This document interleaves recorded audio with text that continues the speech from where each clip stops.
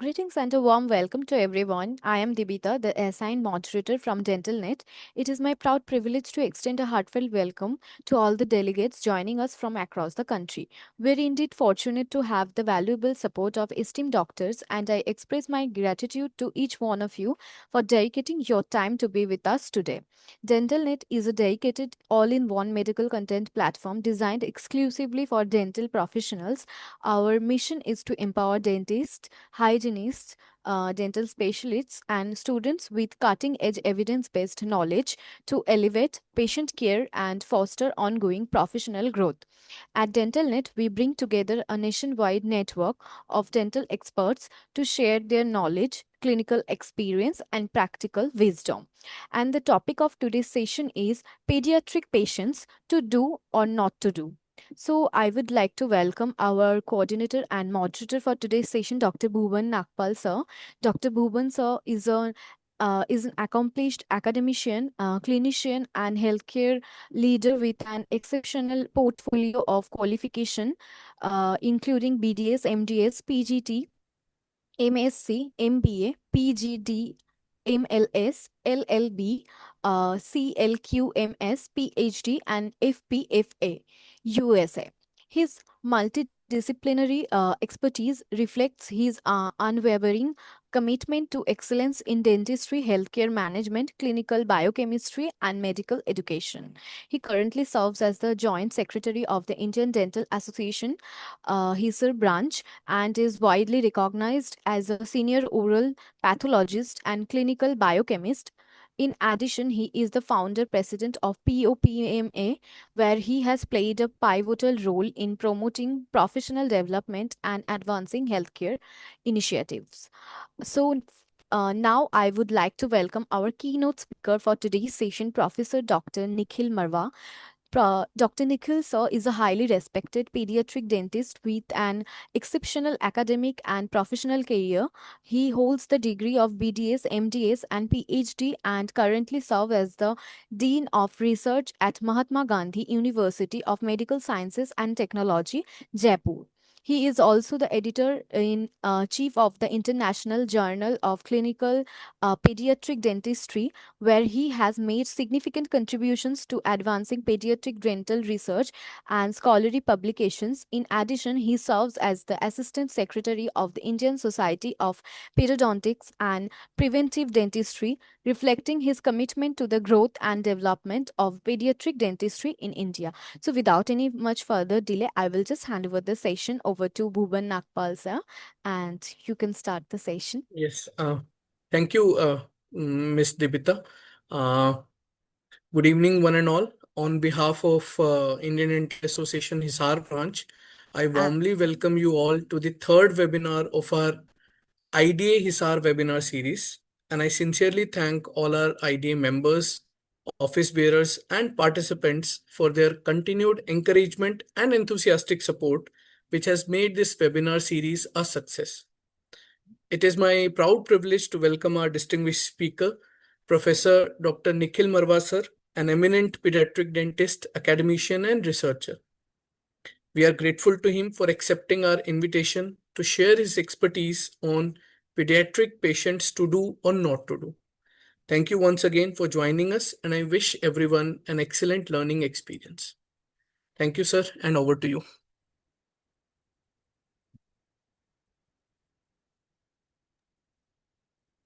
Hi, everybody, and a very good evening. At the outset, first of all, let me thank the entire team कि आप लोग ये करवा रहे हो, and I am really thankful to you and the organizers, Bhuvan, especially for taking this entire thing, and of course to my friend Varun, who always keeps on pushing me to do this for Hisari IDA. I really wanted to come there, and we had planned something last time, but unfortunately वो हो नहीं पाया. तो I think before no first of all apologies सबको मेरी तरफ से कि मैं इस चीज़ को वहाँ आके पर्सनली आपको नहीं कर पा रहा हूँ. और दूसरी चीज़ ये कि we shall get it done very soon in the coming future. So the topic for today's presentation, as I thought it is most apt, is to do or not to do. And of course, as being a dentist, being a registered dentist, nobody can stop anybody from doing any case. But ultimately, it's a very critical kind of a situation, whereas we have the options of doing, not doing, undoing, and doing some little bits only. क्योंकि इसमें undo का button नहीं है unfortunately, क्योंकि अगर हम computer पे हों और फटाफट से हमने कुछ किया और कंट्रोल Z एक दबा दिया तो वो अंडू हो जाएगा, बट अनफॉर्चुनेटली यहाँ नहीं हो पाता, क्योंकि it leaves a very very lasting impression on the child, on the parent, about you, about your dentistry, and about all the aspects of dentistry. So, before I start this, lecture, a small disclaimer that these are my thoughts only. I am not telling anybody कि तुम ये करो या तुम वो मत करो, but एक सिर्फ एक genuine suggestion एक मेरे end से कि हमें क्या करना चाहिए या हम क्या कर सकते हैं जिससे हमारी clinical practice और ज़्यादा बढ़े और ज़्यादा secure हो. आई एम श्योर जितने भी लोग ज्वाइन करेंगे, जितने भी लोग इसको सुन रहे हैं, आप सब you are great practitioners and great clinicians on own end, but फिर भी कभी कभी हमें ऐसा लगता है कि बता देना चाहिए what to do and what not to do. So small disclaimer before I start with.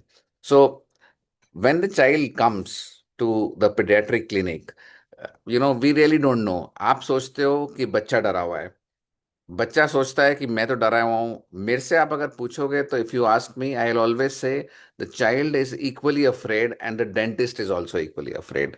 The child is afraid because he doesn't know what's going to happen, कि वहाँ क्या होगा, क्या नहीं होगा, किस तरह का ट्रीटमेंट होगा, जगह कैसी होगी, एक अननोन जगह होती है. Just imagine yourself in a dark room. आपको सडनली एक डार्क रूम में धक्का दे दिया जाए तो definitely you will not be able to visualise anything, and फिर उसे डर लगता है. So that's the fear of unknown we are talking about. और जब हम डेंटिस्ट्री की बात करते हैं तो फियर ऑफ अननोन बहुत इंपॉर्टेंट है. तो हमेशा हर एक को डर लगता है. एक बच्चे को बहुत डर होता है कि क्लिनिक में क्या होने वाला है, किस तरह का ट्रीटमेंट होगा, डॉक्टर मेरे साथ क्या करेगा, क्या नहीं करेगा. और कहीं ना कहीं पार्शियल कारण उसका ये भी है कि बच्चों के पेरेंट्स हमेशा उनको डरा के रखते हैं. तो एक तरह से फियर ऑफ डेंटिस्ट्री इंडिया में बहुत प्रिवेलेंट है, इसमें कोई शक नहीं है. लेकिन if you look at the flip side, I would से the dentist is equally afraid because he doesn't know how the child will react in the dental clinic. तो उसके मन में क्या होता है कि यार मैं कर तो रहा हूँ, लेकिन बच्चा कैसे रिएक्ट करेगा, अच्छा आएगा, पॉजिटिव आएगा, नहीं आएगा, शोर मचाएगा, कूदेगा, मेरी कितनी आराम से काम करा पाएगा या क्या नहीं करा पाएगा. सो when we talk about fear, it's the same fear is there in the child and the same fear is there in the dentists. I am sure आप सब लोग जितने भी आज ये सुन रहे हैं और जितने लोगों ने भी एक डेंटिस्ट्री या पीडियाट्रिक डेंटिस्ट्री को एक्सपीरियंस किया है, वो इस चीज़ से मानेंगे कि the fear is equally in both the ways. Dentist में भी और बच्चे में भी इक्वल फेयर होती है because we don't know what's going to happen. So what when it comes to adult dentistry, which most of you are practicing, it's a one to one relation wherein you directly tell the patient, you directly talk to him and he gives a reply back. But यहाँ पे specially पीडो practice में it's not a one way relation, it's a three way relation. क्योंकि बहुत बार ऐसा होगा कि आप बच्चे से कुछ बोलने की कोशिश करोगे तो parents would be in between and telling their own stuff. बहुत बार ऐसा होगा कि बच्चा कुछ बोलना चाहेगा लेकिन पेरेंट्स बीच में इंटरवीन कर रहे होंगे. तो बहुत बार जो हमें इंस्ट्रक्शंस देनी होती हैं वो पेरेंट्स के थ्रू ही जाती हैं, और कहीं ना कहीं वो चीज़ डायरेक्टली हमारे ट्रीटमेंट को इन्फ्लुएंस करती है. क्यों? क्योंकि मान लीजिए हम कोई इंस्ट्रक्शन दे रहे हैं and the child listens to it in a certain way, but the parent will always intervene. So you have to decide very carefully how much involvement of parent you want. So as I said, in adult practice, it's more a linear relationship where you say the patient agrees or disagrees. But in this case, it's a three-way relation where the child may or may not agree, and again, the parent may or may not agree. So this is very important because you have to communicate three-way, and you have to make sure that all the three angles are covered in this, the child as well as the parent. So, you know, I know today's generation doesn't do this, but there are people still doing this in India. It's saying दूध के दांत हैं गिर जाएंगे. You don't have to worry about them. My earnest request, if you find anybody doing that, please try and counsel them that that's not the way to go forward. If it was so easy, probably pediatric dentistry wouldn't have been born only. क्योंकि आप सबको मालूम है किसी ना किसी चीज़ की कोई रिक्वायरमेंट होती है तभी अगली चीज़ बनती है। तो अगर ये प्रोफेशन बना है या ज़रूरत बनी है तो कहीं ना कहीं इसकी रिक्वायरमेंट जरूर होगी। तो ये कहना कि दूध के दांत हैं गिर जाएंगे नए आ जाएंगे कोई फिक्र करने की ज़रूरत नहीं है, ये एक बहुत बड़ी भ्रांति है जो काफ़ी सारे गाँव में अभी भी होती है। और अनफॉर्चुनेटली मैं इसमें I don't blame the patients, I blame the doctors, because it is told by the doctors to the patient. So ultimately, kahin na kahin, we are all at fault. We as dentists, maybe we as doctors, maybe we as pediatricians also are at fault in this. And I always have this slide and I always counsel everybody, कुछ करो या ना करो, लेकिन ये बोलना बंद कर दो कि दूध के दांत हैं गिर जाएंगे। और अगर नहीं भी बोल रहे हो, you find somebody else doing it, kindly make sure कि वो भी इस चीज़ को अवॉइड करे। सो यू मे थिंक कि ठीक है, पीडो पेशेंट्स हैं, क्या जरूरत है ना हमारे क्लिनिक पे। We don't really need them, we are doing good adult practice, we are having lots of implants cases, lots of money to roam around, and you have your topmost RCTs and your bridges and crowns and everything is perfect. So why do you need a pedo patients? लेकिन कभी इस बात को ध्यान से देखिए, ध्यान से सोचिए कि एक वो पेशेंट जिसके साथ आज आप छोटे उम्र से एसोसिएटेड हो, वो आपका एक लाइफ लॉन्ग पेशेंट है। मैं तो सिर्फ पीडियाट्रिक डेंटिस्ट्री करता हूँ, अडल्ट्स को नहीं लगाता हूँ हाथ, मेरे क्लिनिक पे ऑप्शन भी नहीं है। बट वो पेशेंट भी जब मेरा 5 से लेके 15 साल तक मेरे पास आता है ना, तो मुझे उससे भी एक तरह से एक अटैचमेंट हो जाती है और एक लगता है कि हाँ मैं कुछ जो कर रहा हूँ सही कर रहा हूँ। So imagine that you see a patient from, very young stage to adulthood and his marriage and probably his kids.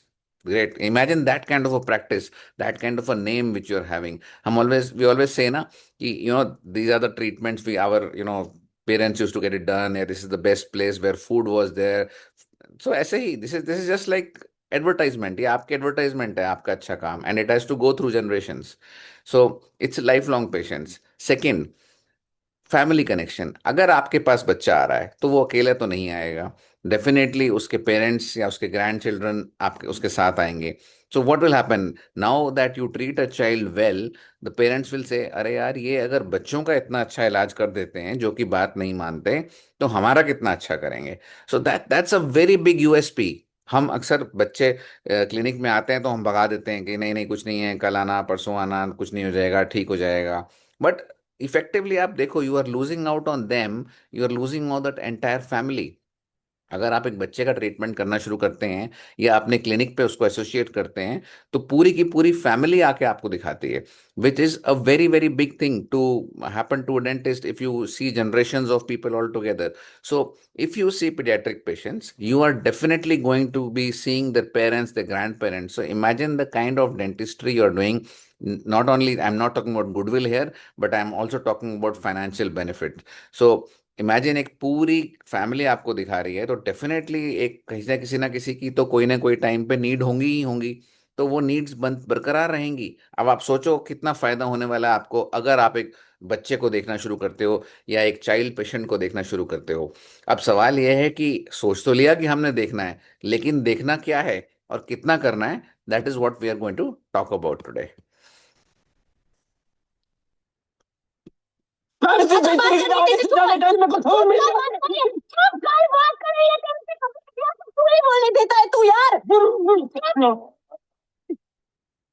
सो बहुत लोग ऐसे सोचते हैं कि हम लोग बच्चे को मैनेज करते होंगे तो ऐसे ही करते होंगे। बट बट अनफॉर्चुनेटली ऐसे नहीं होता। There is always two sides of the story.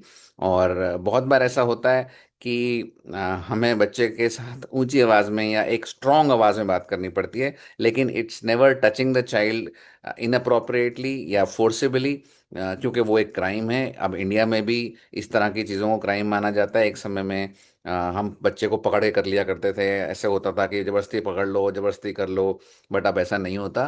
Parents भी बहुत कॉन्शियस हो गए हैं और हम सबको इस चीज़ का खास ध्यान देना होता है कि बच्चे की सेफ्टी और आपकी सेफ्टी प्राइम कंसर्न है। So there are always two sides of the story. We have sides where in बढ़िया अच्छे से काम हो रहा है और अच्छे से बच्चे एंजॉय कर रहे हैं, लेकिन जब यही बच्चा जब डेंटल चेयर पे आता है ना, तो उसका रूप एकदम बदल जाता है। तो अलग अलग तरीके से अलग अलग साइड से काम करना पड़ता है, अलग अलग थॉट प्रोसेस से काम करना पड़ता है। But there are always two side in the sense कि कभी वो बच्चा अच्छा है, कभी वो नेगेटिव है। तो ये एक पार्ट एंड पार्सल है of the game. So when the child comes to you, ideally, you know what happens, how pediatric dentistry is different from your adult dentistry here. So what happens is once your adult walks in, you are directly going to do the treatment for that person. And you know, open your mouth, do the treatment, get over with it, and पैसे लिए और काम खत्म. But unfortunately, pediatric dentistry में ऐसा नहीं होता. So सबसे इम्पोर्टेंट पॉइंट हम लोग जो मिस करते हैं, एक तो हम फर्स्ट विजिट पे ही ट्रीटमेंट करने की कोशिश करते हैं. Please make sure that you do not do any treatments. हालांकि मैंने इसमें लिखा है preventive treatment, small small restrictions, लेकिन मैं फिर भी आपको सजेस्ट नहीं करूंगा कि फर्स्ट विजिट पे आप वो करें. फर्स्ट विजिट पे हमें बच्चे को टाइम देना है. हमें बच्चे के पेरेंट्स को अंडरस्टैंड करने के लिए टाइम देना है कि उनकी प्रॉब्लम क्या है, और हमें बच्चे को अंडरस्टैंड करने के लिए टाइम देना है कि उसकी प्रॉब्लम क्या है. जब तक हम बच्चे को जानेंगे नहीं, तब तक ट्रीटमेंट पीडियाट्रिक डेंटिस्ट्री में तो नहीं हो सकता. As I told you in the very beginning, it's managing the child as well as managing the parent. So you are having a three-way connection here. So you don't have to just manage one case. You are supposed to manage the child and you are supposed to manage the parent also. So first visit जो होती है, ये जानकारी के लिए बहुत ज़रूरी होती है. अक्सर हम इस विजिट पे अगर डायरेक्टली ट्रीटमेंट कर देते हैं तो हमारी ये विंडो मिस हो जाती है. Unfortunately this window never reopens. So you have to make sure that you have to build a good rapport with the child. उसको मिलिए, उसको जानिए, उसके फेवरेट कार्टून्स, उसके फेवरेट शोज, उसका फेवरेट खाना, ये सब जानिए. अगर खेल सकते हैं तो प्रॉब्ली थोड़ा सा उसके साथ मे बी एक प्ले एरिया के अंदर आपके क्लिनिक में जो भी बना होगा उस पर खेलिए उसके साथ. Let him feel that you are not a person who is associated with some kind of a pain or some kind of a trouble. Let him feel that नहीं, ये आदमी मेरा ट्रीटमेंट करेगा और मेरे भले के लिए करेगा और मेरे अच्छे के लिए करेगा. और वो तभी उसको फील होगा जब आप जेन्युइनली उसके साथ इंटरेक्ट करोगे और उसके बारे में सब कुछ जानोगे. So first visit has to be totally to deal with your rapport, establishing your rapport with that child, because this is, I believe, this is the most important aspect of pediatric dentistry. If you miss this first visit, one, you may never get that window. Two, child will have an uncooperative behavior at some time, and then you will not be able to manage because he will not trust you. Another very important thing is we have to hear our patients. We have to be very patient with them. तो उस patience से जब आप काम करोगे ना, तो तभी काम हो पाएगा. और पेशेंस से आप काम कब करोगे? इमेजिन कि आपकी पेशेंट में, आपकी ऑपरेटरी में 10 पेशेंट बैठे हैं, 15 पेशेंट बैठे हैं और बीच में एक बच्चा भी है जिसका ऑफकोर्स आपने काम करना है. क्या आपको करना चाहिए उस टाइम? नहीं, आपको नहीं करना चाहिए. आइडियली आपको पेशेंट को मिल के, उसको समझ के, 10-15 मिनट उससे बातचीत करके उनको एक ऐसे टाइम पे अपॉइंटमेंट दे, ऐसे टाइम आप अपॉइंटमेंट करें जिस टाइम पे आप मेंटली और फिजिकली फ्री हो. Because see, imagine you are having 10 cases back to back and a kid in between, whereas your 10 pieces of your implants or crowns or all those will give you X amount of money, but the kid may at that time will only give you X minus 10. और सबसे बड़ी बात, अगर बच्चा अंदर रोएगा तो it may scare the other patients also. This is a common fear which all of us have. All the dentists have this fear. So what I would suggest is that you take up the child that day. Do not send them away. Do not tell them दूध के दांत गिर जाएंगे. Please meet the child, greet the child, and then give them a suitable time within coming days जब आप mentally free हो. Probably Sundays, if you don't work on Sundays, maybe you can allot a certain time of Sundays to the child. Or maybe any day, if you start your practice, let's say around 11, then probably you can call the child at 9 in the morning. So what will happen is you will have isolated 2 hours to give to that child.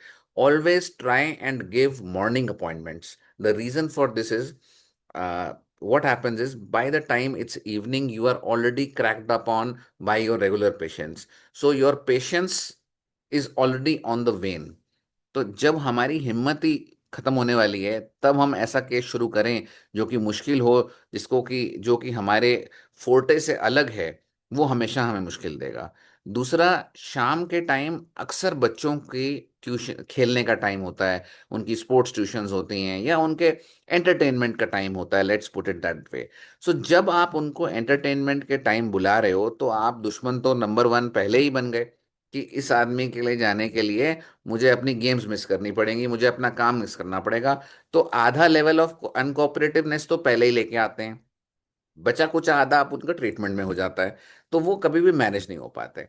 Although हम हमेशा कहते हैं कि बच्चों का appointment शाम को रखो, यस, अगर आप एक पीडियाट्रिक डेंटिस्ट हैं, आपके पास एक प्ले एरिया है और बच्चा आके वहाँ खुश होगा, खेलेगा कूदेगा, तो बहुत अच्छी बात है। मेरे क्लिनिक पे बच्चे आते हैं, वो कई कई बार कुछ नहीं होता तो भी आते हैं घर वालों को झूठ बोल के, क्योंकि उनको वहाँ खेलना होता है, उनको वहाँ टीवी देखना होता है, वो टीवी उनको वहाँ गेम्स खेलनी होती हैं, तो वो ज़बरदस्ती आते हैं कि हाँ, हम कुछ एंटरटेनिंग करने जा रहे हैं।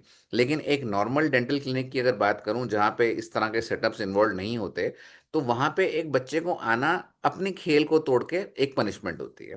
तो ट्राई करें कि उससे, अगर even if it's the first appointment शाम के टाइम वो ले ली, उसके बाद लेकिन अगली बार ऐसे टाइम शेड्यूल करें जब मॉर्निंग हो, तो आप भी फ्रेश होंगे, बच्चा भी फ्रेश होगा। संडे मॉर्निंग करें, संडे मॉर्निंग को बच्चे की भी छुट्टी होगी, आपकी भी होगी। But in fact let me tell you a very little secret, there are lot of children who come to me and tell me कि अंकल स्कूल के टाइम की अपॉइंटमेंट देना ताकि स्कूल की छुट्टी मिल जाए।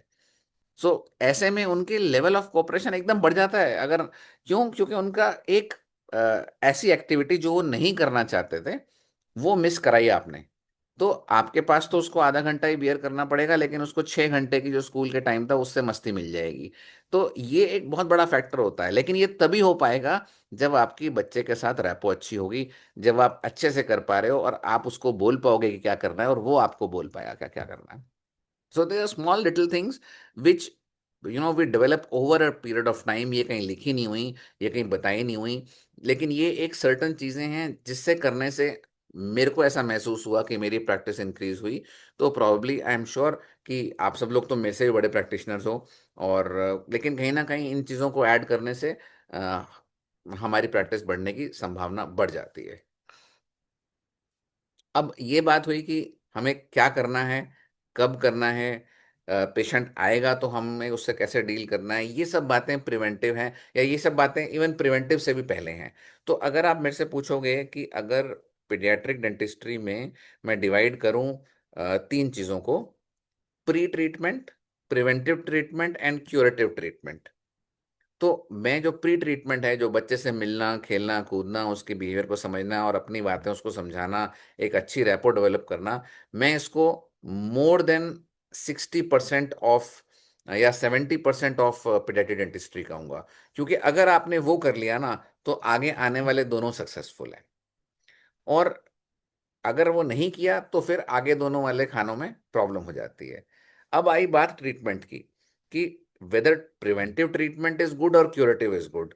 Now some of you may think कि of course we know that prevention is better than cure, है ना, वी नो कि प्रिवेंशन से सब कुछ हो जाता है, लेकिन यही बात आपको पेरेंट को भी समझानी है। आप उसको मॉनेटरी टर्म्स में भी समझा सकते हो। अब आप में से काफी सारे ऐसे लोग होंगे जो समझते हैं क्यूरेटिव ट्रीटमेंट ज्यादा कॉस्टली होता है, या क्यूरेटिव ट्रीटमेंट में अपने को ज्यादा पैसे मिलेंगे।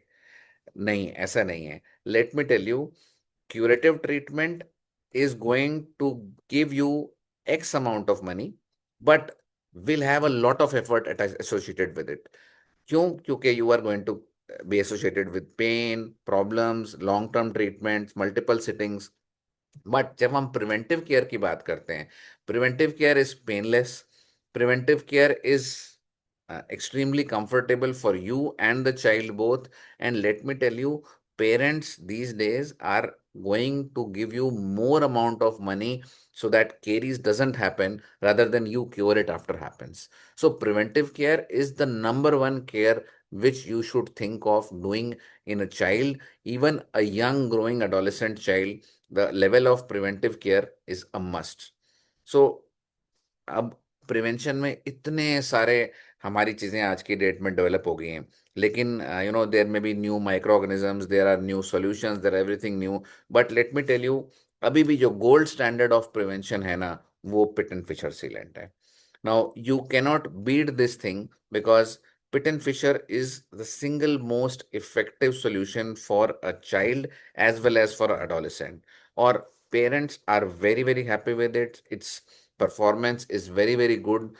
कई बार हम 5-5 6-6 साल हमें सीलेंट्स रिप्लेस नहीं करने पड़ते दांतों के अंदर। So that's a very good take home message, और वो स्पेशली उस पीरियड में जहाँ पे केरीज डेवलपमेंट होने की चांस मैक्सिमम है। So pit and fissure sealants easy to do, comfortable, cost wise आपको रिटर्न ऑन मनी हमेशा ज़्यादा मिलती है, because you can charge equivalent to a composite और probably more. I charge more for a sealant than I would charge for a filling or a restoration with composite. But according to you, again, even if you charge the same amount, the number of sealants which you're going to get in this particular syringe is going to be much more. The effort you have to put in is automatically also, is more. So in a regular composite, whereas in sealant, it's much more easier. But I believe that Pitt and Fisher sealants are the most, true friend, एक dentist के best friend हैं actually, जो कि जितनी आसानी से आप इनको यूज कर सकते हो, जितनी अच्छी क्लिनिकल परफॉर्मेंस इनकी है और जितनी अच्छी केरीज प्रिवेंशन परफॉर्मेंस है, वो और किसी की नहीं होती है. So of course pit and fissure sealant is number one. All of you you know should have it in your arsenal, and I am sure उसमें बताने की जरूरत नहीं है कि करना कैसे होता है. It's pretty simple that we clean the cavity with pumice, and ऐसे बहुत बार कहा जाता है कि बॉन्डिंग एजेंट लगा लेना चाहिए, but in my experience I would suggest कि etching of the cavity, drying and application of sealant से बेस्ट कुछ नहीं है. बस इसमें most critical step is isolation, which you have to be very careful about. If you have done proper isolation, these sealants are the wonderful friend and wonderful. They are here to stay. Next gold standard जो कि debatable है. Why I would say debatable, क्योंकि बहुत लोग इसके pro हैं और बहुत लोग एंटी हैं, बट फ्लोराइड एप्लीकेशन से फर्क पड़ता है. Let me tell you, specially अगर पेशेंट आपके रेगुलर फॉलोअप में है, तो जो नए फ्लोराइड वार्निशेस के पैक हैं, पहले ज़माने में we use to have those thixotropic solutions जो हमें ट्रे के साथ लगाने पड़ते थे, but this is very comfortable. This is like a paint on technique, and the best part is कि एप्लीकेशन ईजी है, पेमेंट्स ईजी हैं, it's economical, it's not very expensive. And अगर हर 3 मंथ्स में पेशेंट आपके पास आ रहा है और फॉलोअप कर रहा है, आपने सीलेंट और फ्लोराइड लगा दी है, आपने उसकी डाइट काउंसलिंग कर दी कि क्या क्या खाना है या किस प्रकार खाना है, किस प्रकार नहीं खाना, तो I am sure you are sorted. जैसे मैंने कहा था, preventive dentistry will pay you more with lot less pain and efforts as compared to your curative dentistry. So it's a very important aspect that we understand कि हमें prevention की तरफ बढ़ना है. It is always easier to do that.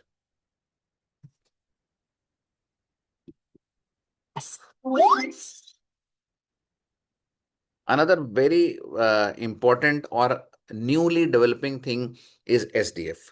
Now, although इसके बहुत सारे problems हैं, प्रॉब्लम्स ये हैं कि टूथ स्टेन हो जाता है इससे, लेकिन ये कहीं ना कहीं हमारे पास एक स्ट्रॉन्ग आर्सनल भी है काम करने के लिए. क्योंकि अगर आपके पास बच्चा आया है, अनकोऑपरेटिव है, लेट्स से इवन हैंडीकैप्ड है या स्पेशल चाइल्ड है, किसी कारण से नहीं करा पा रहा, लेकिन सबसे बड़ी बात, एक छोटा बच्चा जो नहीं करा पा रहा कोई भी ट्रीटमेंट, उसमें आप उसको ऐसे ही खाली वापस भेज दो, उसकी बजाय तो ये कर दो. Definitely, I would prefer that you excavate the caries and restore the tooth. But sometimes it's not possible within our domain, even for us. And definitely, it may not be possible for sometimes for you also. For such cases, SDF and आजकल recent development आ गई है एक NSF करके. SDF का main drawback ये था कि उससे टूथ डिस्कलर्ड हो जाते थे बहुत सारे, लेकिन केरीज अगर इनिशियल केरीज है या इनामल केरीज है, वो वहाँ पे अरेस्ट हो जाती है. It doesn't go beyond that, so that's a very positive aspect of it. But nowadays you also have something which is like NSF also is commercially available, और इसमें क्या है, कुछ इन्होंने पोटेशियम आयोडाइड वगैरह ऐड कर दिया है जिससे कि स्टेनिंग कम हो जाती है. But it's again a very very powerful tool. Only thing you have to be careful is कि एप्लीकेशन के टाइम आपको बहुत ध्यान से और प्यार से करना पड़ता है कि कहीं भी ओरल टिश्यूज में, कहीं भी कपड़ों में, किसी भी और चीज़ में ना लगे, अदरवाइज वो सब ब्राउन स्टेन हो जाते हैं. और it takes near about 4 to 5 months कि वो स्टेन उस पर्टिकुलर टिश्यू से या गम से जाए. सो टाइम ज़्यादा लग जाता है. So you have to be very careful कि या तो प्रॉपर आइसोलेट करके करें, और अगर बच्चा आइसोलेट नहीं करवा रहा है, you have to make sure कि बाकी सब सरफेस पे हम वैसलीन अच्छे से अप्लाई कर दें. अगर हम वैसलीन अच्छे से अप्लाई कर देंगे तो किसी भी सरफेस पे वो ज़्यादा देर अटैच नहीं हो पाएगा. तो इट विल हेल्प अस, क्योंकि ये प्रोटोकॉल हम वैसे ही अनकोऑपरेटिव बच्चों में करते हैं. अब मैं कहूँ अनकोऑपरेटिव बच्चों में आप रबर डैम लगा के कर दीजिए, वैसे कर दीजिए, तो वैसे ही पॉसिबल नहीं है. सो अनकोऑपरेटिव बच्चा जहाँ पे है, जहाँ आपको नहीं कराने दे रहा वो रिस्टोर किसी भी तरीके से, वहाँ आप SDF यूज़ कर सकते हैं अगर कैविटी डीप नहीं है तो. और make sure that you apply Vaseline, plenty of Vaseline on all the surrounding areas, as well as those teeth which you don't want to put SDF on. Begin by cleaning the affected tooth. Isolate the area and gently dry the surrounding surface. Apply a protective layer of petroleum jelly to the lips and gingiva. Using a microbrush, carefully apply ESDF onto the affected site. For interproximal areas, apply ESDF on dental floss and pass it through the contact point. Allow the material to remain for 1 to 3 minutes. Finally, remove any excess ESDF using a cotton swab. एक तरीका इसको fast set करने का ये भी होता है कि जिस टाइम आपने एसडीएफ अप्लाई किया उसके तुरंत बाद आप इसको लाइट क्योर कर दें। तो अगर लाइट क्योर कर देते हैं तो उससे it sets much more faster, so you don't have to wait 1 to 3 minutes, क्योंकि अक्सर ऐसे बच्चे अनकोऑपरेटिव होते हैं and they would not stay study for 1 to 3 minutes। So if you use a light cure it will hasten the setting process of SDF.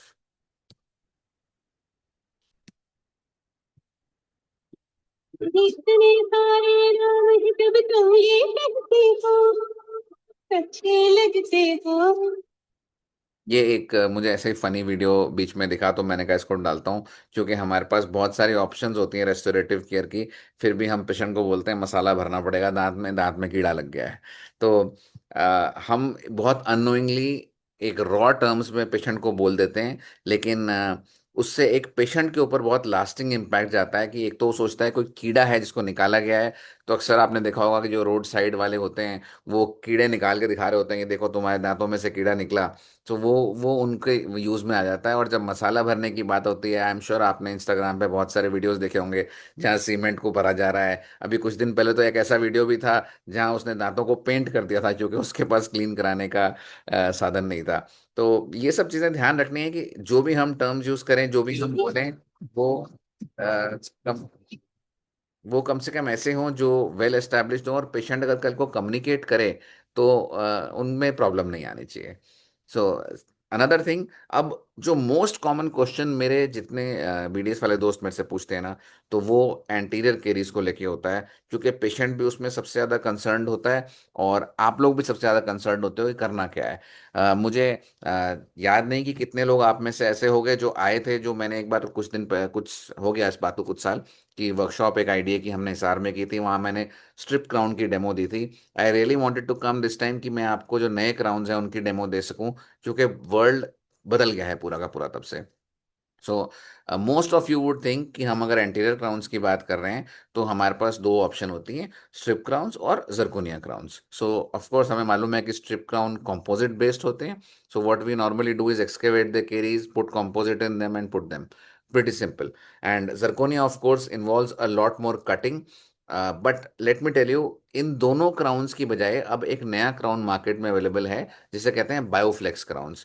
So the advantage of this bioflex crowns is कि although yes appearance you में से कि it's not as good as zirconia, लेकिन फिर भी reasonable है बच्चों के हिसाब से। थोड़े दिन में कलर मर्जिंग भी हो जाती है, लेकिन डिसेंट है। एडवांटेज क्या है? अभी एडवांटेज क्या है, आपने सिर्फ केरीज एक्सकेवेट करनी है और इस क्राउन को डायरेक्टली लगा देना है, कुछ भी नहीं करना। मतलब ना कोई कटिंग है, और प्री साइजेस आते हैं 1 2 3 4 5 साइज में, 4 साइज में आता है। उसको आप अपने साइज सिलेक्ट करें अपने हिसाब से, आपके क्राउन के हिसाब से, और उसको फिट कर दें। ना क्राउन की आपको कटिंग करनी पड़ेगी, ना टूथ रिडक्शन में कोई ज़्यादा करना है। तो एक ये बहुत ही नया चीज़ आया है। ऑफ कोर्स पोस्टीरियर में भी सेम चीज़ है, लेकिन वो अलग है। हम पोस्टीरियर क्राउन आज डिस्कस नहीं करेंगे, क्योंकि एंटीरियर मुझे लगता है कि as a general dentist you have you experience these cases more of anterior crowns or anterior caries in pediatric patients, so it will be much more easier for you to access. So personal experience से बता रहा हूँ कि strip crowns बहुत अच्छे हैं, बहुत अच्छा कलर शेड आता है, सब कुछ अच्छा होता है, लेकिन उनमें स्ट्रेंथ इतनी नहीं होती, क्योंकि बच्चा इतनी देर कोऑपरेट नहीं करता कि हम प्रॉपर आइसोलेशन मेंटेन कर पाएं और उसको पूरे को एग्जीक्यूट कर पाएं। जर्कोनिया क्राउन्स बहुत बढ़िया है, लेकिन उसमें जो अमाउंट ऑफ कटिंग होती है वो इतनी ज़्यादा होती है, और वो सबसे बड़ी बात सबजिंजाइवल भी लेनी पड़ती है, तो बच्चा उसके लिए कोऑपरेट नहीं करता। और दूसरी बात, जर्कोनिया क्राउन्स आप वाइटल टीथ में नहीं दे सकते हो। So that is a very big risk there, specially paediatric zirconia crowns की जब मैं बात करूं। तो इसीलिए दोनों क्राउन्स को बीच में कंबाइन करने के हिसाब से बायोफ्लेक्स क्राउन्स जो आज की डेट में हैं वो सबसे अच्छे हैं। आप में से अगर कोई जाएगा गूगल पे, आप सर्च करें और यूट्यूब वीडियोस देखें, बहुत सारे वीडियोस आपको बायोफ्लेक्स क्राउन के मिल जाएंगे। कुछ भी नहीं करना है। वो तो वीडियो में तो फिर भी आपको वो दिखाते हैं कि हमने क्राउन प्रेप हल्का सा किया और फिर उसको क्राउन लगा दिया जीआईसी सीमेंट करके। इन एक्चुअलिटी इतना भी नहीं करना पड़ता। All you to do is excavate the caries, try your crown. अगर आपके क्राउन बराबर फिट आ रहा है, ट्राई आ रहा है, आपको कुछ नहीं करना है। और अगर करना भी पड़े तो ये क्राउन को काट सकते हैं। इसको आप रेगुलर बर्ड से, इसको स्टोन बर्ड से, बहुत सॉफ्ट क्राउन्स हैं, these are like flexible crowns, so you can actually cut them. So this is one of the most important arsenal which has been developed recently for curing or for treatment of the anterior teeth. And this is a very very innovative thing and a very very new thing. It's by Indian company, Kidzi Dental Indian company है। हमारा एक दोस्त है जिसने इसको discover करके चलाया है, एंड इस टाइम पे मार्केट में सबसे बड़ी है। और in fact there are lots of foreign brands which are associated and which want to buy this now from him। All over world वो सप्लाई करता है। तो अगर आप लोगों ने ट्राई किया है तो बहुत अच्छी बात है, और नहीं किया तो बायोफ्लेक्स क्राउन ट्राई करें। It cost around I think 1200 odd rupees, but it will save you a lot of trouble with respect to your anterior teeth। and the biggest thing, it doesn't come off that easily। so जो strip crowns के बाद अक्सर हमें problem होती थी कि patients use to revert back to us कि टूट गया, साइड टूट गई, चिप ऑफ हो गया, वो चीज खत्म हो जाती है। So focusing on, not focusing on any specific thing right now, but I want to, आज की प्रेजेंटेशन जैसे टाइटल था, it was not about teaching you anything और not about telling you anything. It was just about telling you how we can modify our practice in a very small amount. एक थोड़ा सा modification हम करते हैं तो उसके अंदर कैसे हम चेंज कर सकते हैं। सो what you can do, of course, you have to do counseling, your preventive care, SDF, restorative care। आप डेफिनेटली करें, मतलब आप सब ट्रीटमेंट करें, मैं तो मना ही नहीं करता आप सब करें, लेकिन फिर भी हमें हमेशा मालूम होना चाहिए कि हमें क्या करना है और क्या नहीं करना। जैसे let me put it in a very basic example. most of us would be married, and of course those who are not yet will be doing so in the near future।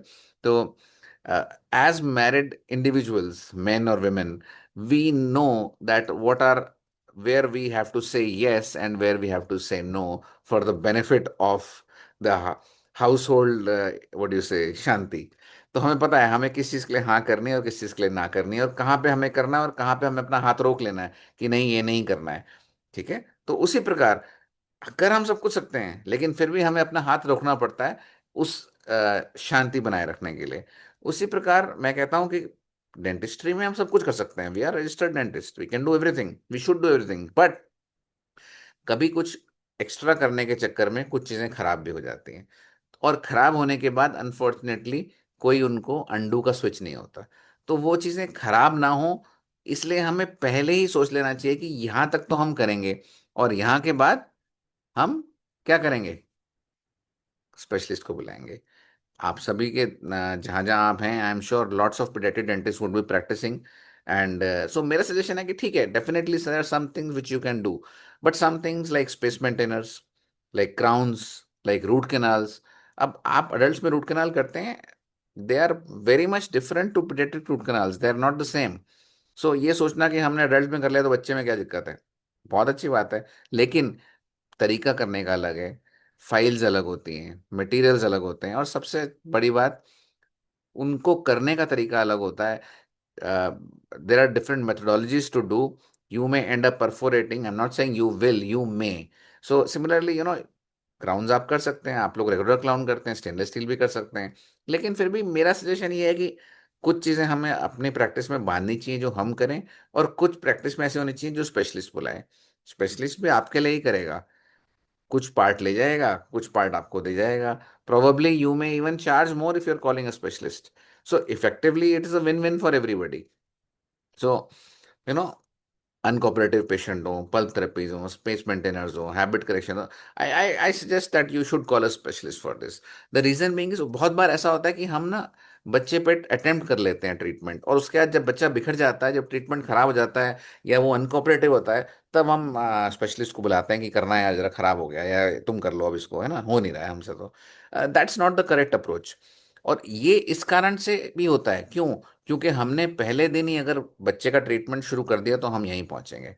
So the whole idea is that you don't start the treatment first.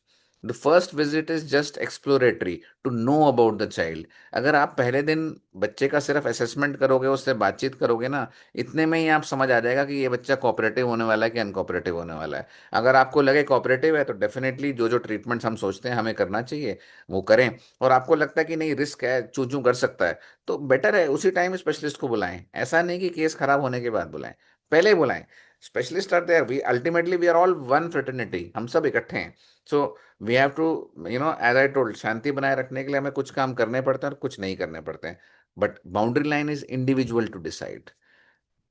I am no body to tell you कि आप ये करो और वो ना करो, but all I am here to tell you is कि end benefit जो है वो आपका भी होना चाहिए, और patient goes home happy. That's the end point we want, because we don't want sad patients, we don't want patients who give us a bad name in media or tell us about xyz in media। आजकल तो social media का जमाना है, तो we have to be very careful about all those things। So primary teeth matter as a first, you should think, all of you should, I know you all already think that way, तभी आपने मेरे को इस platform पे invite किया है, क्योंकि आपको लगता है कि शायद पीडियाट्रिक डेंटिस्ट्री कुछ है। दूसरा, बच्चों को छोटे एडल्ट्स की तरह मत माने। बच्चे बच्चे होते हैं और बच्चों का सेटअप पूरा अलग होता है, उनका दिमाग, उनका थॉट प्रोसेस, उनकी साइकोलॉजी, उनका ट्रीटमेंट, उनके दांत सब अलग होता है। तो इसलिए उनको अलग सोचें। Prevention is of course better than cure. और एक पॉजिटिव फर्स्ट डेंटल विजिट जो होती है, वो जो फर्स्ट इंटरेक्शन, जैसे मैंने बताया कि जो फर्स्ट इंटरेक्शन बच्चे के साथ आपकी होती है, वो बच्चे का वो लाइफ लॉन्ग लास्टिंग इंप्रेशन होता है। अगर आप में से कभी भी किसी को भी बचपन में ट्रीटमेंट में पकड़ के किया गया हो, जबरदस्ती किया हो, आई am sure you don't have a lot of pleasant memories. और सबसे बड़ी बात, आप as a general dentist, yeah, as a specialist, or anybody who's practicing general dentistry is the first line of defense, because patient मेरे पास तो बहुत बाद में आएगा, सबसे पहले आपके पास जाएगा, क्योंकि आपको वो शुरू से दिखा रहा है। तो इसलिए think of us as partners in restoring the teeth or giving the benefit to the child, and we are not their competitors। आपकी डोमेन अलग है, हमारी डोमेन अलग है, yet we can combine।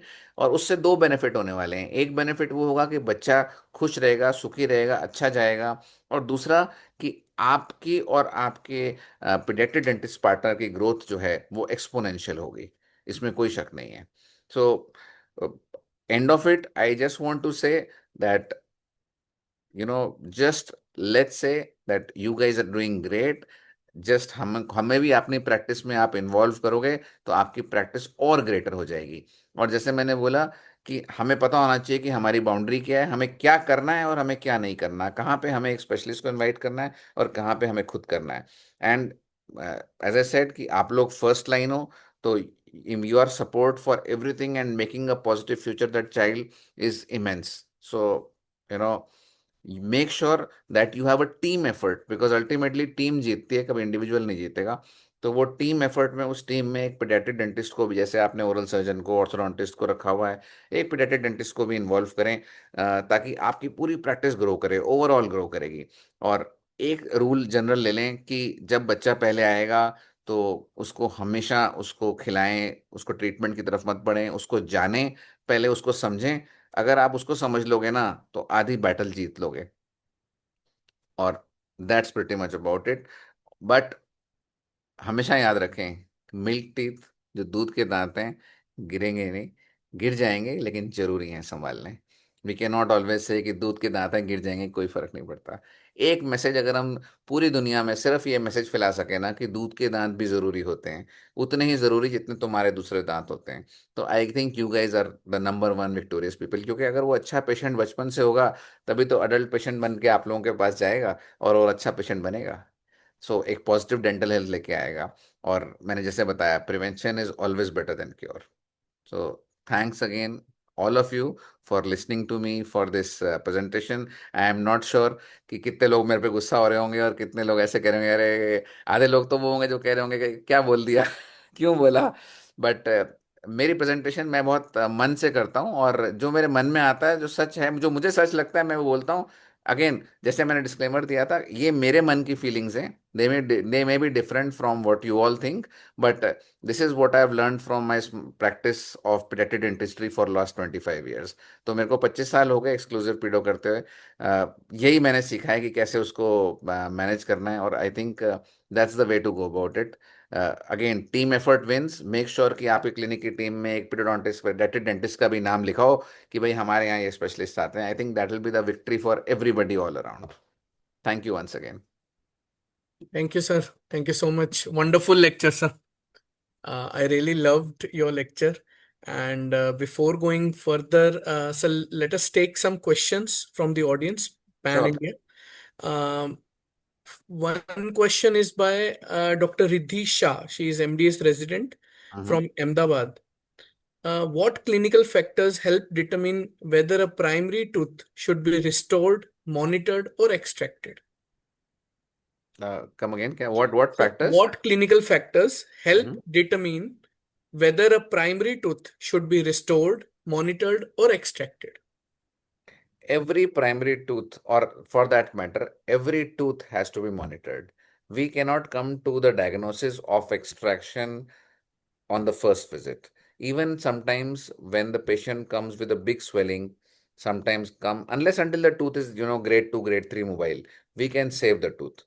There are a lot of treatments now, like revascularization, regeneration kind of a treatment, wherein we put antibiotic paste and, even wait for hopeless cases. So extraction is a no-no, and it is a last kind of a resort. I would not advise it in the beginning at any stage. So what governs it is the amount of caries which is involved. So agar simple, if it's initial caries, you restore it. If it's deep caries, pulp therapy. If it's beyond repair and it's like a grade 2 kind of a mobile, I would go for an extraction.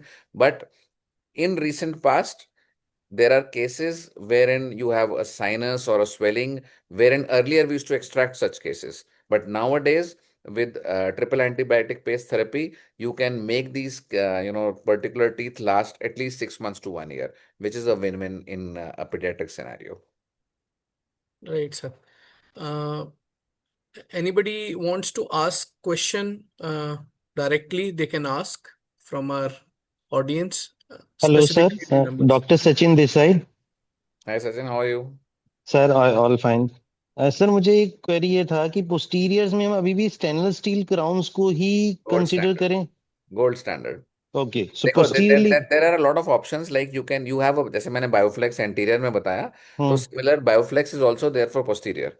Hmm advantage of the Bioflex in posterior also the same, कि आप cut भी कर सकते हो, उसको adapt भी कर सकते हो। लेकिन फिर भी जो लॉन्ग टर्म स्टडीज हैं वो यही कहती हैं कि एंटीरियर में तो उसका सक्सेस रेट बहुत अच्छा है, हम्म पोस्टीरियर में इतना नहीं, क्योंकि निकलने की संभावना हो जाती है। क्योंकि देखो, हम्म कोई भी क्राउन जो आप एस्थेटिक लगाओगे, वो पैसिव फिट होता है। हम्म सो पैसिव फिट क्राउन का मतलब यह है कि उसकी रिटेंशन सिर्फ आपके सीमेंट पे बेस्ड है, चाहे वो हम्म जर्कोनिया हो, चाहे वो बायोफ्लेक्स हो। लेकिन stainless steel is the only crown which is active fit. So even hmm usually they say that a stainless steel crown should be so good that उसके लिए सीमेंटेशन की भी जरूरत नहीं पड़नी चाहिए। हम्म सो वो गोल्ड स्टैंडर्ड है, but then again it's hmm not the stainless steel crown which you get made in your lab. It's the hmm stainless steel crown, pre formed stainless steel crown, जो कि हम yes. Manipulate करके tooth के हिसाब से adapt करते हैं। और बट सर दैट बहुत सारी दैट इज द ऐसी गोल्ड स्टैंडर्ड। कंपनीज, बहुत सारी अभी कंपनीज आ गई हैं जो तो मतलब आप क्या मतलब हम पहले तो 3M यूज किया करते थे, अभी मतलब अभी कुछ मतलब आप कोई ऐसा रिकमेंड करते हैं कि दिस इज देखो, good with I your I think experience? Rainbow rainbow use करो। मुझे पर्सनली, मैं रेनबो यूज कर रहा हूँ। मैं भी पहले 3M करता था, फिर मैंने ह्यूफ्रेडी भी किए, और हम्म बट ऑफ लेट मैंने पिछले जब से रेनबो आया मैंने रेनबो ही किए हैं, क्योंकि मेरे हिसाब से वो सबसे अच्छे हैं, क्योंकि उनकी शेप नियरेस्ट है टू इंडियन सिनेरियो। हम्म उनके अंदर कुछ रिटेंटिव सर्फेसेस, थोड़े अब्रेजन हैं, ताकि वो हमारे सीमेंट ज़्यादा अच्छे से रिटेन कर पाए, और कटिंग वगैरह उनकी बहुत आसान है, मैनिपुलेशन बहुत आसान है, हम्म। एंड कॉस्ट तो इज ऑल्सो रेनबो के क्वाइट साथ कम। जाया जा सकता है, रेनबो मतलब के साथ। एनी एनी डे, मतलब हम्म ब्लाइंडली आज की डेट में तो मैं कह सकता हूँ कि रेनबो, क्योंकि अगेन वही बात है, it is been developed by a paediatric dentist. Hmm. तो ऐसी चीजें जब हमारे खुद ही लोग डेवलप कर रहे हैं, तो उनको पता है क्या प्लस और माइनस होता है, तो वो आपको बेटर चीज डिलीवर कर पाते हैं। ठीक है sir. Sir side by side sir doctor Tarun Kalra ने पूछा comparison of componeer with flex crown sir. देखो Bioflex crown sir sir difference between Bioflex crown and componeer componeers are veneer sir readymade veneer हाँ sir, Bioflex crown बहुत flexible होते हैं। ये आप components जो हैं आपके फ्लेक्सिबल नहीं होते, और ये एंटीरियर में आप सिर्फ it is like a surface, but Bioflex is like a entire crown. और ओके ओके इसकी फ्लेक्सिबल होती है, तो आप इसको एक से जैसे इजीली आप इंसर्ट कर सकते हो, आप उसको मैनिपुलेट कर सकते हो। आप इसको विनियर वाले को आप मैनिपुलेट भी नहीं कर पाओगे। वो तो जो बन के आया लैब से बन के आ गया, लैब प्रोसीजर ज्यादा इन्वॉल्व है। बायोफ्लेक्स में आपका चेयर साइड प्रोसीजर है, रेडीमेड क्राउन्स हैं, आपने सिर्फ अपने टूथ के हिसाब से अडेप्ट किया और सीमेंट कर दिया, तो ईज ऑफ वर्किंग बढ़ गई। तो बायोफ्लेक्स सर ये अलाइनर्स की तरह है सर मटेरियल इनका या नहीं नहीं कैसे सर, है बायो बायो हाँ, कुछ कुछ अलाइनर्स की तरह कह लो आप, but they are flexible but kind of there flexible, मतलब टूथ कलर्ड ओके है लेकिन फ्लेक्सिबल है, और कटिंग भी हो सकती है इनकी।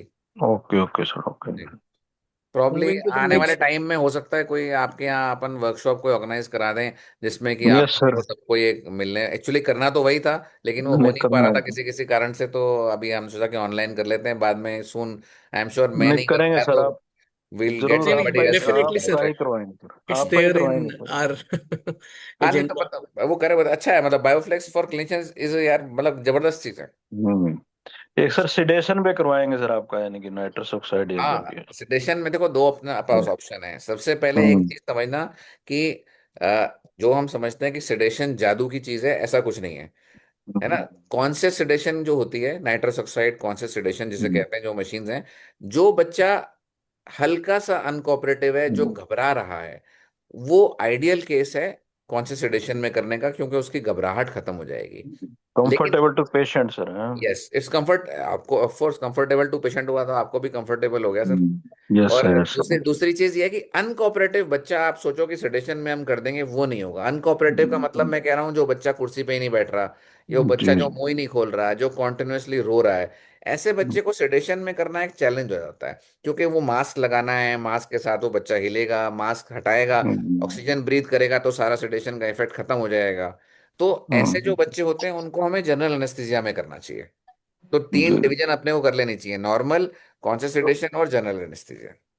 तो नाइट्रस ऑक्साइड का सर बेनिफिट है सर इतना बिल्कुल सर बेनिफिट इन्वेस्टमेंट है, बिल्कुल बेनिफिट है। इन्वेस्टमेंट पे सर 100%। इन्वेस्टमेंट हो सर गया आपके 3 लाख रुपए की इन्वेस्टमेंट है मोटी मोटी आज की डेट में, कुछ कंपनी हम्म 1.5-2 लाख का भी दे रही हैं, मतलब 2 से 3 जी मान लो। आप हम्म, एवरेज एक पेशेंट को, चूंकि आप अडल्ट डेंटिस्ट्री भी साथ में कर रहे हो, है ना जी जी सर, मैं बताऊं पीडियाट्रिक डेंटिस्ट्री में आपको उतना फायदा नहीं मिलेगा जितना अडल्ट में मिलेगा। क्योंकि अडल्ट डेंटिस्ट्री में क्या होगा, हम्म पेशेंट एक आपको एक्सप्लेन कर सकता है विजिबली कि मुझे ये हम्म अच्छा लगा। बच्चे में तो हम अपनी अच्छाई के लिए कर रहे हैं कि बच्चा शांति से करवा ले। सर दोनों में यूज कर सकते हैं बोथ अडल्ट बिल्कुल एंड बिल्कुल सर, दोनों में यूज कर सकते हैं। और मैं कहता हूँ ना, बच्चे में यूज करेंगे तो आप अपने बेनिफिट के लिए कर रहे हो कि बच्चा आराम से करवा ले, लेकिन अडल्ट में अडल्ट के बेनिफिट के लिए, क्योंकि वो आपको बोलेगा कि यार वो आपने लगा के किया था ना, तो मुझे कुछ पता नहीं चला था, और वाकई कुछ मालूम नहीं पड़ता है। तो लाफिंग गैस है सर तो अडल्ट्स में क्या बेसिकली लाफिंग रिस्पॉन्स गैस है, आएगा बेसिकली इट्स लाफिंग नहीं गैस ओनली। अडल्ट्स में क्या रिस्पॉन्स आएगा स्माइल करेगा वो कैसे नहीं सर, सबसे पहले तो जैसे आप देते हो, तो वो एक प्यूपिलेटी डायलेटेशन होनी शुरू हो जाती है, हल्का हल्का से फील करते हैं, जैसे कि जी अपन थोड़ा सा आप समझो कि 2-3 ग्लास लगा लें अगर तो ठीक है 3 पैग हो गए सर 3 पैग हाँ, ठीक है तो उसके बाद फिर जो फीलिंग होती है वो आती है, फिर धीरे अच्छा धीरे अच्छा धीरे धीरे अच्छा वो स्टेज ऑफ एमनीशिया आता है कि आपको फील ही नहीं होता। हम्म अगर इवन एलए लग रहा हम्म है, आपको लग रहा है आप पहाड़ों में उड़ रहे हो, तो आप उड़ ही रहे हो, आपको नहीं ठीक पता कि एलए ठीक वेले लगा है है कुछ। तो अडल्ट्स ठीक में तो ठीक बहुत बढ़िया बेनिफिट आता है, बच्चों में तो आता ही आता है, अडल्ट्स में ठीक है एक्सप्रेसिबल आता है। हम्म इवन तो वो तो आज की पैसा डेट में तो सर वसूल है सर हाँ? डेंटिस्ट जो हैं, डर्मा वाले जो हैं, सब लोग कर रहे हैं। हम्म, पैसा वसूल है सर फिर तो है मेरे हिसाब से तो सर वसूल है। नहीं सर और दोनों को नॉर्मल ऑन एन कंफर्टेबल है एवरेज सर मैं आप समझिए कि हम लोग कहीं 3 से 5 हजार रुपए चार्ज करते हैं पेशेंट से, सेडेशन के एक्स्ट्रा, ओवर एंड ठीक है अबाउ द ठीक ट्रीटमेंट। तो जब है पेशेंट ओके को समझ आ जाता है कि कितना कंफर्टेबल है, हम्म तो उसको देने में कोई दिक्कत ही नहीं आती। और बहुत वो सारे दोनों तो पीडो क्लिनिक्स ऐसे हैं जहाँ कंपलसरी है सेडेशन, होगा ही होगा। तो दोनों का कंफर्ट है सर पेशेंट के भी मेनली डेंटिस्ट का भी है सर बिल्कुल बिल्कुल कंफर्ट है सर, एनी डे। ठीक ठीक thank you sir thank you So next question is by Dr. Sneha Menon. She's Mhm. from Kochi, Kerala. What are the most common over-treatment and under-treatment errors encountered in pediatric dental practice, sir? Sir over treatment तो होता है कि जब हम over enthusiast हो जाते हैं और हमें लगता है कि हम कुछ भी कर दें, ठीक है ना। इन द सेंस कि कुछ भी कर दें, मतलब कि कोई दांत अगर एक्सट्रैक्शन के लायक है तो वो एक्सट्रैक्ट ही करना चाहिए। हमें ओवर एंथुजियास्टिक होकर उसको बचाने की कोशिश नहीं करनी चाहिए। क्यों? क्योंकि जब हम बचाने की कोशिश करते हैं, we are already putting the patients through that many visits and in the end treatment fails. So there are clear indication what a treatment has to be done, and these indications are pretty much visible the time the patient lands to you. So if the tooth is indicated for extraction in the by the virtue of its furcation involvement, radiographic involvement, then it is better to do an extraction rather than to attempt anything else in that. So ये तो हो गया over treatment या over zealous treatment. और under treatment of course we don't treat because the child will cry, let's send him, let's do a simple restoration, temporary ऊपर लगा देना। So these are some kinds of under treatment which are routinely done in India. Right, sir. Another question is by a pediatric dentist from Nagpur, Maharashtra, Dr. Arav Kulkarni. In your experience, how should clinicians balance parental expectations with evidence-based treatment decisions for young children? Sir parental expectation को manage करना और evidence based करना दो अलग अलग हिस्से हैं, दोनों कभी मिल नहीं सकते। क्यों? क्योंकि पेरेंट की एक्सपेक्टेशन तो ये है कि मेरे बच्चे का बेस्ट ट्रीटमेंट हो, मेरा बच्चा चूं भी ना करे और सब कुछ बेस्ट हो जाए और आपको भी दिक्कत ना और मुझे पैसे भी ना देने पड़े। तो ये एक्सपेक्टेशन मैनेज करना तो एविडेंस बेस के साथ क्या किसी भी तरीके से पॉसिबल नहीं होता। बट देन ऑफ कोर्स जैसे मैंने बोला कि हमारा आधा काम बच्चे के साथ होता है और आधा काम पेरेंट के साथ होता है। तो पेरेंट को मैनेज करना है, पेरेंट की एक्सपेक्टेशंस को मैनेज नहीं करना। Be very clear with your treatment plan, make sure that it is your treatment plan. अक्सर हम गलती कहाँ करते हैं कि ट्रीटमेंट प्लान तो हो जाता है पेरेंट का कि जो मैं बोल रहा हूँ वो आप कर दो, और करते हैं हम तो उसके बाद we land up in trouble because it is never successful. So we always should have a treatment plan and we should make sure that we implement it and tell कि देखो यही होगा और हम तो यही करेंगे, आपको नहीं करवाना आप कहीं और करवा लो, सिंपल। लेकिन आप पेरेंट के हिसाब से डिसाइड नहीं कर सकते कि क्या ट्रीटमेंट होना चाहिए और क्या नहीं होना चाहिए। सो पेरेंटल एक्सपेक्टेशन और एविडेंस बेस्ड ट्रीटमेंट नहीं होता है। और let me tell you, in the real world, in the clinical scenario world, evidence based का definitely it has what you say, it has a standing, लेकिन it's not everything. क्योंकि clinical scenario और academic scenario दोनों अलग अलग चीज़ हैं बिल्कुल। तो Very true. तो दोनों का मिलन का मुश्किल क्या होता है, कई बार किताबों में हमें 100 चीज़ें लिखनी होती हैं या ऐसे हम लिखते भी हैं और पढ़ते भी हैं, लेकिन क्लिनिकली वो डुएबल नहीं है। Right, sir. Another question is by Dr. Zainab Khan. He's assistant professor in the Department of Periodontics, Bhopal. And the question is, what practical decision-making framework would you recommend to young dentists when faced with challenging pediatric cases? Team work number one. सबसे पहले इस चीज़ को acknowledge करना कि कोई case मुश्किल है, हो सकता है मुझे उसमें अपने अलावा और 4 लोगों की मदद लगे। आज की डेट में हम हर आदमी अपने आप को फन्ने खा समझता है, लेकिन ये एक्चुअली सच नहीं है। क्यों? क्योंकि कहीं ना कहीं हर एक की कोई एक्सपर्टाइज होती है, हर एक की कोई नीश एरिया होता है और हमें उसके बियॉन्ड जाते हैं तब जब तो हमेशा टीम एफर्ट लगता है। तो जब भी हमें कोई कॉम्प्लेक्स केस मिले, पहले हम एक्नॉलेज करें कि इसमें कौन कौन आ सकते हैं, कौन कौन इन्वॉल्व हो सकते हैं, और उसके बाद हर एक को एक आइसोलेटेड रिस्पॉन्सिबिलिटी दी जाए और वो रिस्पॉन्सिबिलिटी से उस काम को वो निभाए खुद। So team effort and division of duties and acknowledgement that this particular task will be done by somebody else and जरूरी नहीं कि मैं सब कुछ करूं। Right, sir. Wonderful lecture, sir. Dr. Varun Siddhar sir is also here. Sir, आप unmute कर लीजिए.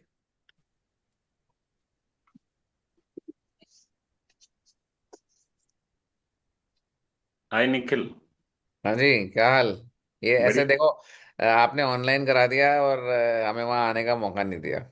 अरे नहीं नहीं, अभी ऑनलाइन है सर तो। ये टीजर था ना, एक्चुअली सर मूवी से पहले टीजर रिलीज होता है।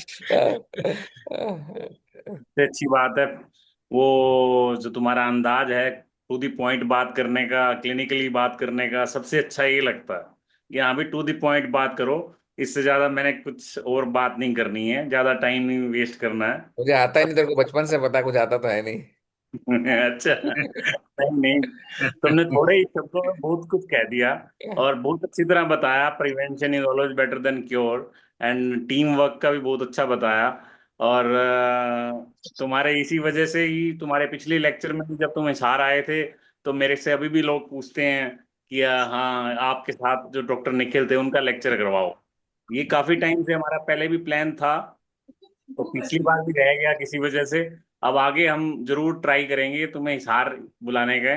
और अच्छा ये बताओ, कॉन्शियस सिडेशन में बेसिकली साइड इफेक्ट क्या हो सकता है कुछ भी नहीं, पेशेंट?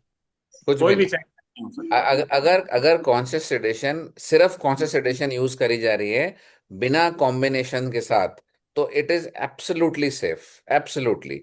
गड़बड़ क्या होती है कि उसके साथ या तो ओरल मेडिकेशन मिक्स कर दोगे या उसके साथ कोई और मोड ऑफ सेडेशन मिक्स कर दोगे, तो फिर कॉकटेल बन जाती है। कॉकटेल तो हमेशा डेंजरस होती है।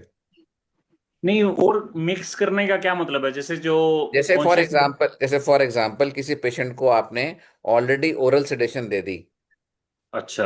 और उसी पेशेंट को आपने फिर कॉन्शियस सेडेशन दे दी, तो हम्म। वो गड़बड़ होती है। या फिर कॉन्सेंट्रेशन दी और आपको लगा असर नहीं कर रही है, इसको मैं आईवी सेडेशन दे दूं या मिडाजोलाम दे दूं या कोई और ड्रग दे दूं, तो वो गड़बड़ हो जाती है। कॉम्बिनेशन ऑफ ड्रग्स में गड़बड़ होती है। आइसोलेटेड कॉन्शियस सेडेशन में कुछ भी नहीं हो सकता। बंदा और सबसे ऊपर अच्छी जाएगा, बात नीचे ये जा है ही नहीं कि हम सकता अडल्ट में भी यूज कर सकते हैं। है। सबसे अच्छी बात है अडल्ट में भी यूज कर सकते हाँ, हैं। मैं बता रहा हूँ ना, अडल्ट्स में जो फायदा एक्सपीरियंस होता है ना, आप में से किसी का हो तो आप ट्राई करिए, तो नहीं एक्सप्लेनेबल है मुझे, ना। क्या होता है, मुझे एक साइड इफेक्ट लगा अडल्ट में। मान लो अडल्ट को वो बार बार पेन आएगा। किलर का मजा आने लग गया तो वो तो हर बार आके वही कह तो देगा। आपको क्या फर्क पड़ेगा? आप तो 5,000 रुपए लो और उसको बिठाओ, पिलाओ नशा हो पैरासिटामोल। जाएगा उसको, आदत हो जाएगी उसको। हाँ, तो आराम ड्रग्स से पांच ड्रग्स हजार का रुपए लो नशा उसको, देना। दोनों का काम अच्छा हो जाएगा। एक वो मास्क उसको दो, एक अपने आप लगाओ। नाइट्रस ऑक्साइड ड्रग एडिक्शन करेंगे सर। दोनों दोनों हाई रहेंगे। रिक्रिएशनल अब्यूज बहुत हाई है सर नाइट्रस ऑक्साइड में। एक डिसएडवांटेज जरूर है, खैर ऑफ हाँ। कोर्स, की रिक्रिएशनल अब्यूज बहुत हाई है। तो बट अदरवाइज इंडिया में तो सेफ है, ऐसा नहीं है। इंडिया में इतना नहीं हुआ अभी फैला इस चीज को। बट क्या होता है कि अडल्ट्स में ना एक एक्सप्लेन कर सकता है आदमी आपको कि मुझे क्या फील हुआ। बच्चों में फायदेमंद है, लेकिन बच्चा आपको एक्सप्लेन नहीं कर पाएगा। तो ये डिफरेंस है। तो निखिल, आपका नेक्स्ट लेक्चर कौन से सेडेशन पे फिक्स है सर? आप किसी कंपनी से करवा लीजिए, आप टाई अप यानी कि डेमो भी करवा देना, आप कोई इशू नहीं है। नहीं सर, ये नीट है सर, ये मजाक की बात नहीं है सर। मैंने मैं सर पीजी में मैंने एक्सपीरियंस किया हुआ है 15 साल पहले सर। हम्म नाइट्रस ऑक्साइड किसी कंपनी वाले ने लगाई थी, लेकिन बहुत ही अच्छा एक्सपीरियंस था सर, बहुत ही फील नहीं हुआ कुछ नहीं, भी। अच्छी चीज है सर। आज की डेट यानी में कि तो एक मस्ट है। मैंने बताया ना जैसे आपको कि हमारे हाँ, यहाँ तो अगर मैं जयपुर की बात करूं तो अगर 100 डेंटिस्ट के पास होगी तो 100 दूसरे डॉक्टरों के पास भी है, मेडिकल डॉक्टरों के पास। ये डर्मा अच्छा। वाले ये सब रखने आजकल रखते हैं एक्सपीरियंस को। तो टैटू में या लेजर में यूज करते सर होंगे सर लेजर तो। में, टैटू में, हेयर वीविंग में आपको लगा देते हैं, आपको पता नहीं चलता क्या हो रहा है। ठीक ठीक है सर इसके साथ ही एक क्वेश्चन भी ले लेते हैं, किसी ने पूछा है, आई डोंट जी know the name. How much is the medico legal issues with nitrous oxide in kids? Sir, जब तक आप किसी भी पेशेंट से कंसेंट और एसेंट ले रहे हैं, वो एब्सोल्युटली सेफ होता है। हम तो अपने ट्रीटमेंट से पहले भी कंसेंट एसेंट लेते हैं। आप एक्सट्रैक्शन करते हैं तो उससे पहले भी आप कंसेंट फॉर्म भराते हैं। तो सिमिलरली जब सेडेशन करते हैं तो सेडेशन का कंसेंट फॉर्म अलग से बना हुआ है, वो फॉर्म्स भरवाने होते हैं। और it's absolutely safe, medico legal कोई प्रॉब्लम नहीं है। अगर आपने अपना काम जेन्युइनली सच्चाई के साथ ट्रूथफुली किया है और आपके पास वो डॉक्यूमेंटेशन है, आपके पास वो कंसेंट्स हैं, और सारी आजकल तो बहुत बार ये कंसेंट्स जो है हम ऑडियो वीडियो रिकॉर्डिंग में भी करते हैं कि आप पेशेंट हैं, आप समझ रहे हैं क्या होता है, क्या प्रोसीजर है, क्या नहीं। तो ये सब कंसेंट्स हैं बेसिकली। अगर आपने कंसेंट लिया हुआ है तो मेडिको लीगल कोई इशू आता नहीं है। लेकिन नहीं, कंसेंट तो लेना ही पड़ता है हर ट्रीटमेंट से पहले। do we need any certificate of expertization for conscious sedation? भी जैसे देखो सर्टिफिकेट तो नहीं चाहिए, लेकिन अगर होगा तो वो अच्छा होता है। आपको हम्म, कोई प्रैक्टिस करने से मना नहीं कर सकता, लेकिन अगर आप होगा तो आप खुद ही, आपको पता होगा ना कि मैंने क्या सीखा है। तो जब आप प्रॉपर सीख के आओगे, जिसमें आपको फिजियोलॉजी भी बताई जाएगी, आपको रेसिस्टेशन भी बताई जाएगी, आपको समझाया भी जाएगा, आपकी BLS सर्टिफिकेशन भी होगी साथ में, तो फिर ऑटोमेटिकली जब आप सर्टिफाइड हो तो आपको खुद को कॉन्फिडेंस रहेगा ना। करने को तो मैं खरीद लूं और अपने क्लिनिक पे करना शुरू कर दूं, कौन मना करेगा। नहीं, लेकिन मेडिको लीगल वाइज। मैं वही कह रहा हूँ, कोई मना नहीं करने वाला, मेडिकल लीगल वाइज भी कोई मना नहीं करने वाला, लेकिन सर्टिफिकेशन आपके अपने सुख के लिए है कि मैंने वो चीज सीखी हुई है जो मैं कर रहा हूँ। निखिल, हाँ जी। कॉन्शियस डिशन के लिए सिर्फ any dentist graduate can do और पोस्ट ग्रेजुएट और पीरियोडोंटिस्ट ओनली कैन डू? देखो एनीबडी कैन डू। ठीक है। ठीक है ना। फिर अब अगर आप कहो कि NDC की गाइडलाइंस इस पे आई हैं कि नहीं हाँ आई हैं, हाँ, वही है वो ना, इश्यूज वो क्या हाँ। कहते हैं, आइडली जो डेंटल काउंसिल ऑफ इंडिया थी वो कहती थी sedation in a hospital setup, यहाँ पे जहाँ पे एनेस्थेटिस्ट मौजूद हो। फिर उनको हमने एक कॉन्शियस सेडेशन, वो सेडेशन की गाइडलाइंस थी, फिर हमने उन हाँ। लोगों को कॉन्शियस सेडेशन की गाइडलाइंस दी थी जो उन्होंने अप्रूव कर दी। ठीक है। अब वो बनाई हमारी सोसाइटी ने तो हम तो कहेंगे पीरियोडोंटिस्ट करेगा, हम्म। लेकिन ऐसा कुछ नहीं है। आप अगर सीखे हुए हो कॉन्शियस सेडेशन तो आप डेफिनेटली ऑथराइज्ड हो करने के लिए। आप भी तो एक रजिस्टर्ड डेंटिस्ट हो, after all it is within your purview to do it. ठीक है। बाकी देखो ये एक वही मैंने बताया, रूल रेगुलेशन एक अलग चीज है और एक्चुअलिटी में चीज अलग है। अब वो कितने फॉलो हो पाते हैं, कितने कर पाते हैं और क्या फाइनल निकल के आएंगे वो कोई नहीं कह सकता। बट प्रैक्टिकली आप मेरे से पूछो, कर सकते हैं हाँ, अगर आप ट्रेंड हो तो आप कर लो, कोई फर्क नहीं पड़ता, it's totally safe. Thank you Nikhil, thank you so much, बहुत बढ़िया लेक्चर। Yeah, और I thank you. Like your tagline, what to do what not to do. ठीक है। मेरे कहीं ना बॉस कहीं ने तो बोला ढूंढना ही था, पड़ेगा। My boss in the last of year my PG said, मैं कहा, सर गुरु दक्षिणा दे दो। कहते एक ही गुरु दक्षिणा है, व्हेन टू से नो टू द पेशेंट। ये सीखना पूरी बस जिंदगी लग जाती है सीखने में। बस एक्चुअली यही है, ये भी सिमिलर ही है, to do not to do is exactly the same thing. Yes, हर बंदा करना चाहेगा, नो कोई बोलना नहीं चाहेगा, यू आर कोई सीख। नहीं, मेरे को ऐसा चलो लगता है नो नो करने से ज्यादा, नो नो करो, मतलब when I say no, I basically mean call a specialist. हाँ, वही वही वही। चलो, बहुत बढ़िया भाई, very good, thank you. Yes, commendable sir. Lecture. Thank you so much, sir. Okay Um, Nikhil भाई, thank you. okay, okay. Then any more doubts? Sir एक minute sir, best company of nitrous oxide sedation sir. Sir इतनी सारी कंपनियां पूछोगे ना तो मेरे को लोगों ने लेक्चर में आउट कर देना, क्या है, तुम कंपनियों का माल बेच रहे हो। नहीं सर, आप जेन्युइन हो सर, अभी कोई कंपनी वाला बंदा नहीं है अपने बीच में, नहीं पहली बात देखो तो सर, मैं सर। बताता हूँ, कॉन्शियस सेडेशन की एक टॉप मोस्ट कंपनी है मैट्रिक्स, जो कि पहले हम्म, सबसे अच्छी थी, सबसे महंगी मशीनें उनकी हैं और सबसे अच्छी मशीनें उनकी हैं, लेकिन इंडिया में इतनी अच्छी सर्विस नहीं है। हम्म, दूसरी मशीन एक है कॉन्सेट की, जो इस टाइम पे ऑल ओवर इंडिया सबसे ज्यादा पॉपुलर मशीन है, क्योंकि मशीन भी अच्छी है और उनकी एक बाल्डस भी है, बाल्डस की भी मशीन अच्छी है, बट वो महंगी है। कॉन्शियस सेडेशन का एडवांटेज ये है कि मशीन अच्छी है और सर्विस नेटवर्क बहुत स्ट्रांग है, और बहुत अच्छा आदमी जो काम कर रहा है तो वो जेन्युइनली बढ़िया कर रहा है। और दूसरा फिर नॉक्स करके है एक मशीन, जो कि पीडियाट्रिक डेंटिस्ट द्वारा ही बनाई गई है, और वो कंपैरेटिवली कॉन्शियस सेडेशन से थोड़ा सा सस्ता है। तो ये सारी ऑप्शंस हैं, आप जो भी इनमें से ऑप्शन लेना चाहें आप लें। मेरे क्लिनिक में कौन सी है तो वो कौन सेड है। नोक्स नहीं है सर, वो पीडियाट्रिक डेंटिस्ट पर। नहीं, नॉक्स जो है प्रेडिट डेंटिस्ट ने बनाई है, बट वो अभी बनाई है, मेरी क्लिनिक में तो शुरू से चल अच्छा, रही है, पहले से ठीक है, पहले ठीक से है ही सर। है, बट वही है कि वो कॉस्टिंग वाइज फर्क है। बट हम्म, अगर आपने मेरे से पर्सनल पूछा कुछ सवाल तो मैं कॉन्सेप्ट बोलूंगा। और जहां ठीक है, तक सवाल है कि सारी बढ़िया हैं, सभी अच्छी हैं। ठीक है, thank you sir, thank you सो ठीक। मच, बहुत अच्छा लगा। Okay, ठीक। sir. Okay, bye sir, everyone. Thank you, sir. Thank Thank you you. so much. Okay. Yes, over to you, Dibita. Thank you so much. Thank you so much, sir, for your valuable insights and the wonderful session. It was really informative talk, and I hope all our delegates enjoyed the session as well. Thank you so much once again, sir, giving us your valuable time. Looking forward to hosting you again in near future, sir. Thank you so much. Have a good night, everyone. So, with everyone's permission, I will just conclude this session here.